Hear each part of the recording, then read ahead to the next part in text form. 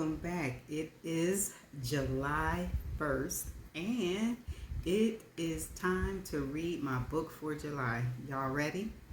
Okay, let's get it started. Now, I already read chapter 1, but I'm going to read it again. And again, the book is titled Nothing But Trouble. The author is Betty Griffin and it's 53 chapters. She wrote about 3 other books. And the only thing I know about it is that it says, life just keeps getting better, except when it's getting worse. Okay? So, just like the other books, I am going to read it every day. If the chapters are short, then I might read 2 a day. It only depends on that. And I will, if there's any words that I'm stumbling over, I will have them at the end of me reading the book. It'll be the definition part of it. Okay, so here we go. Chapter 1.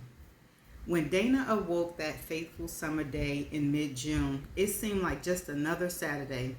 The glittering sunlight and blue skies held no clues that after today, her life will never be the same.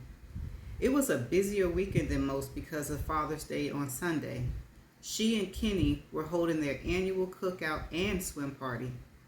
Dana always made a big fuss for Father's Day.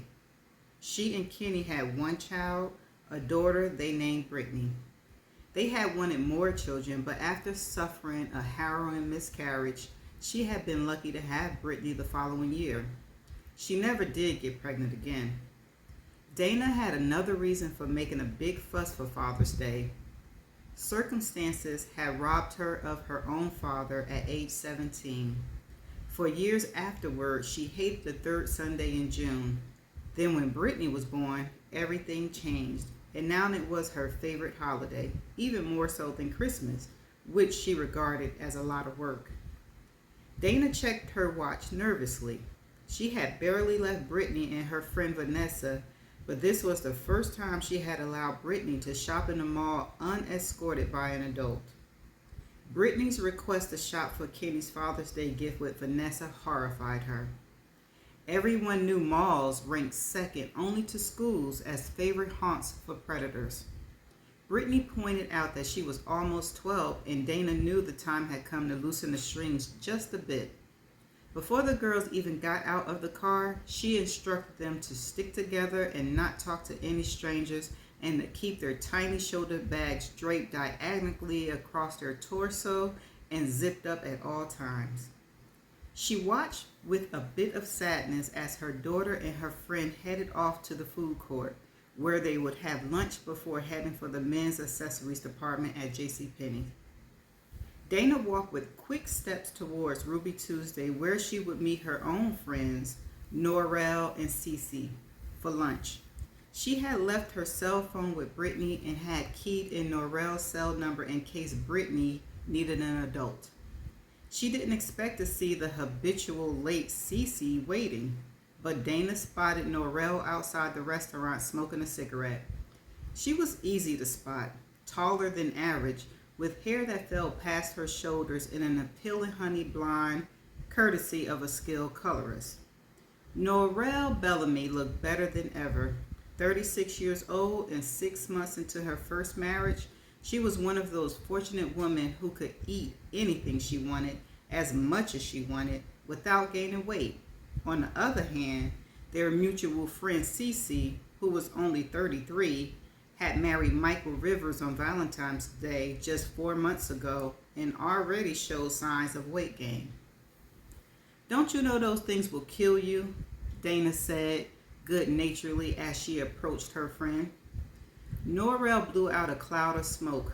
"Gotta die of something," she said philosophically. Dana looked at Dillard's shopping bag between Norrell's knee. "I see you've done some shopping." "I picked up some new lingerie. Vic wanted to wait 6 months before trying, and it's been 6 months. Dana smiled. "I guess I know what you'll be doing tonight." "Oh, Dana, I can't wait to have my baby. You and Cece are lucky to have had your kids young. They'll be finishing with college and out of the house, and y'all will still be in your 40s. If I have a baby next year, I'll be almost 60 by the time it graduates from college. And Vic, he'll probably be dead. Norrell, I'm just trying to be realistic. He's 49 now. All right, maybe he won't be dead, but he'll be in his 70s. No wonder he's not too thrilled about starting over. He isn't? He didn't tell me that. I shouldn't say he's not thrilled. That's not really true, Norrell clarified. He just wanted us to wait a bit. Dana suspected Norrell was holding back something, but she dismissed it as none of her business. As the oldest of the three and the one with the most serene life, for years she had been unofficial den mother to both Norrell and Cece. She listened to their problems and offered advice, but it was only natural for their new husbands to step into the role of best friend and confidant. It delighted her that both her best friends had settled down. The party tomorrow would be their first summer get-together with their families. Cece had 3 daughters from her first marriage, and her husband Michael brought 2 sons and a daughter to their blended family. Norrell didn't yet have children of her own, but was stepmother to Vic's 2 teenage daughters. All of them were coming over. She expected to be the first of many such family events. Norrell and Cece were like sisters to her. Dana had lost her own sister, Gail, over 20 years ago, when on a rain-slicked road their car slid into the path of an oncoming vehicle, killing both Gail and their mother. In one of those unexplainable twists of fate, Dana emerged from the back seat with only a few cuts and bruises and a sprained knee. "Look, here's Cece," Norrell said. Dana waved at her approaching friend. Cece wore a paisley print sleeveless dress that nicely hid the additional poundage she carried on her 5'3" frame. "I hope you guys weren't waiting too long," she said after they exchanged greetings. "Nah, I just had a cigarette so I wouldn't be stricken by nicotine withdrawal," Norrell said with a smile. They entered the restaurant and placed their orders. When the waiter placed a large burger platter in front of Cece, Dana, who offered a salad with roast chicken strips, put her hand on her heart and feigned shock. "Oh, the calories, but it smells delicious, especially those onion rings." "Have one," Cece offered. "I know, I've got no business eating like this. I can't believe how much weight I've gained. This is going to be my last fried food for the week." "A new week starts tomorrow, Cece," Norrell pointed out with an amused smile. "I mean, until next Friday. I'm doing portion control too." "So, how was the soccer game?" Dana asked. Cece immediately launched into a description of her stepson's goals and passes. Dana thought it commendable how her friend had so easily slipped into the mother role for her stepchildren, whose own mother had died in a car crash with a man she was rumored to be having an affair with. But Cece's devotion bordered on the obsessive. She talked about her extended family to the point of being local. Okay, hold on, that's a word that I need. I don't know how to pronounce it.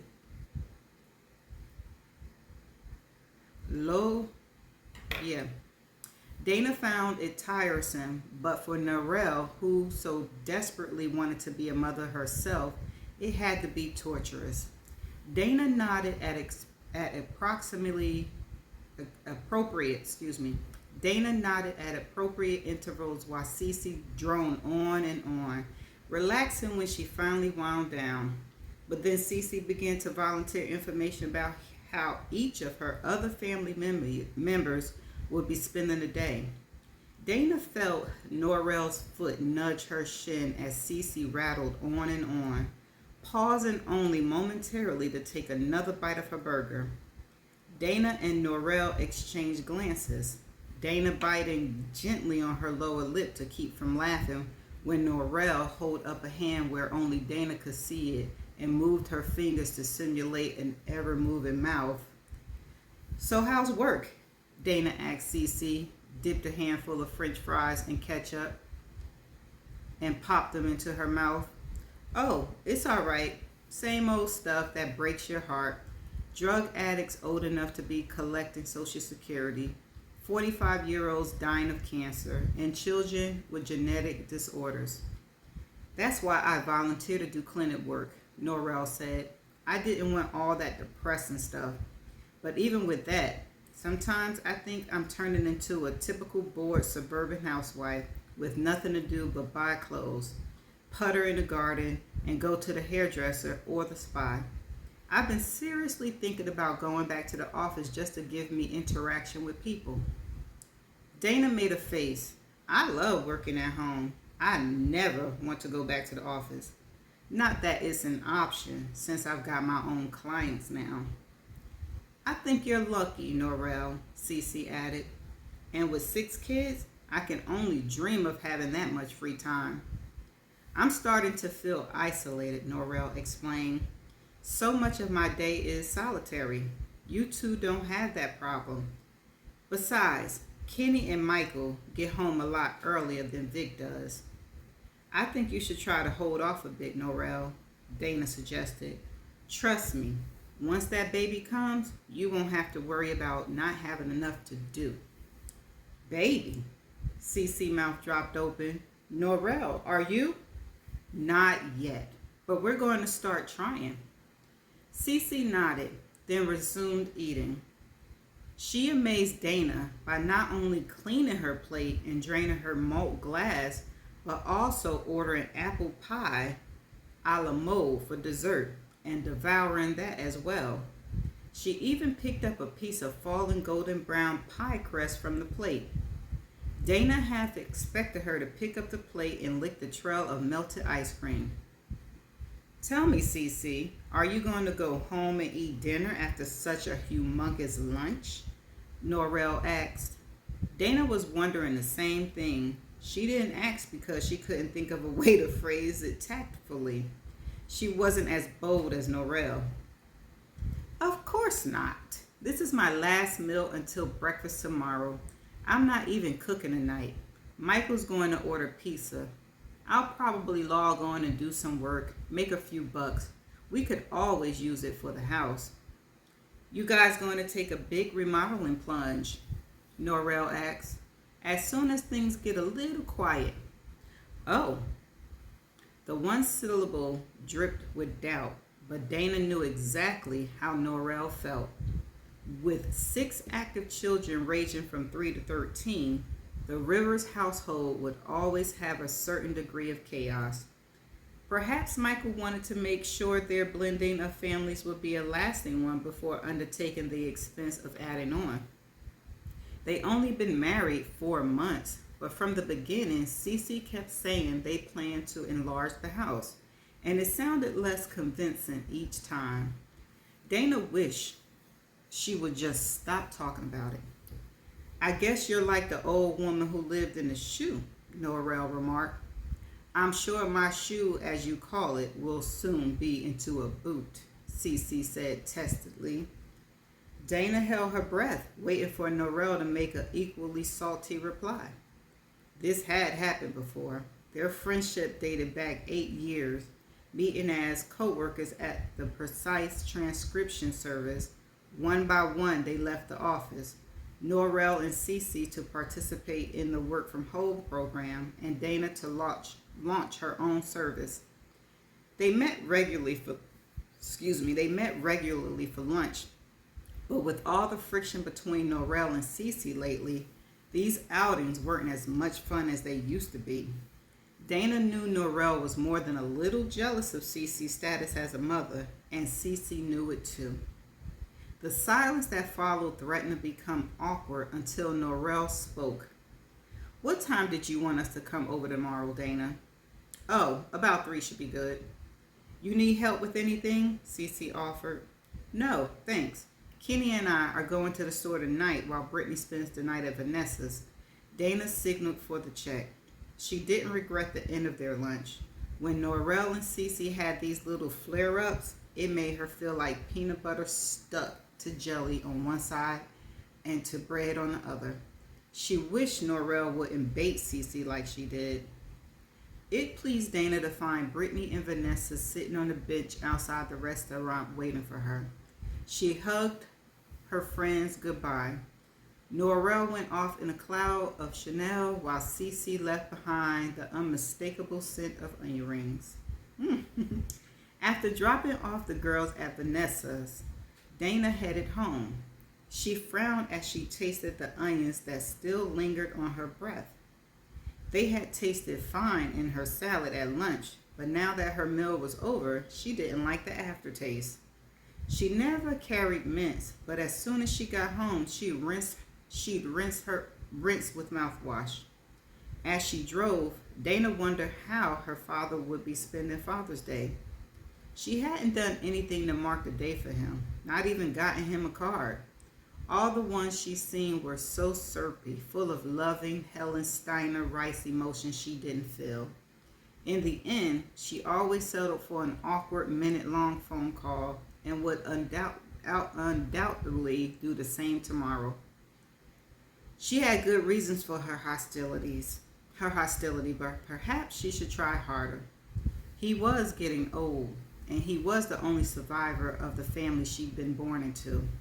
In her heart, she knew she carried guilt with her the rest of her life if anything happened to him with them still on the outs. "Hi," Dana called out as she entered her home. She knew Kenny was home. His Eclipse was in the driveway. He didn't answer.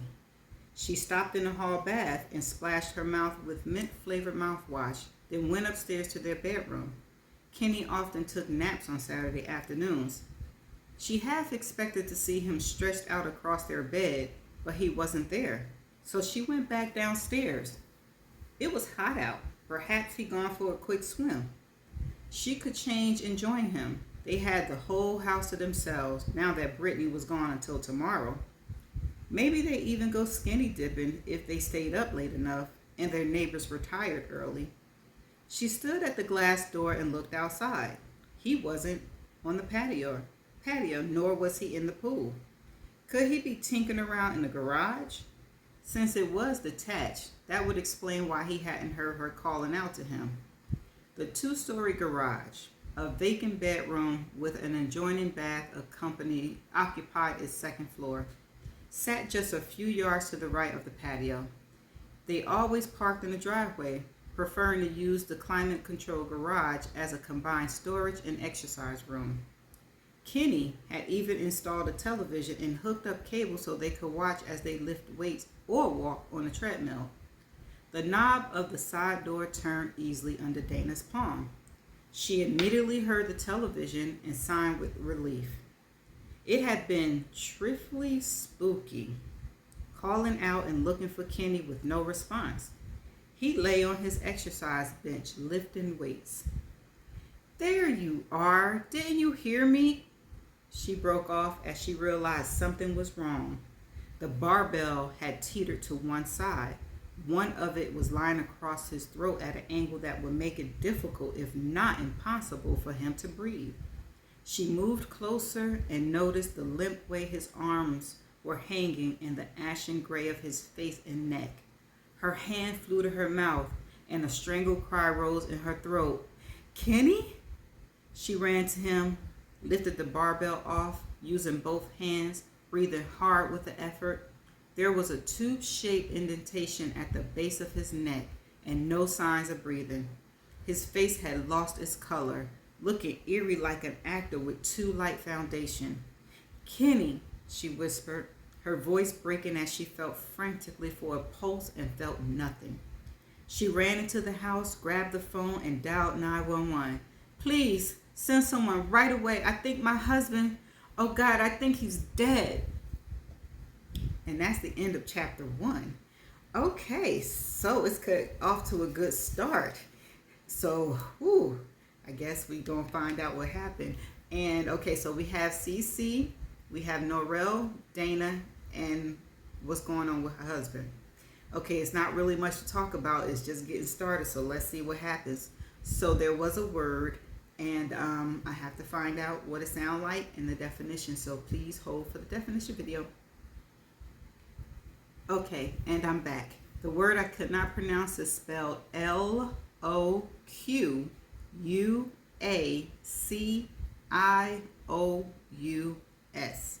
It is an adjective tending to talk a great deal. Talkative. Loquacious. Loquacious. One more time. Loquacious. Okay. And there we have it. So I'm going to see you all in chapter 2. Bye.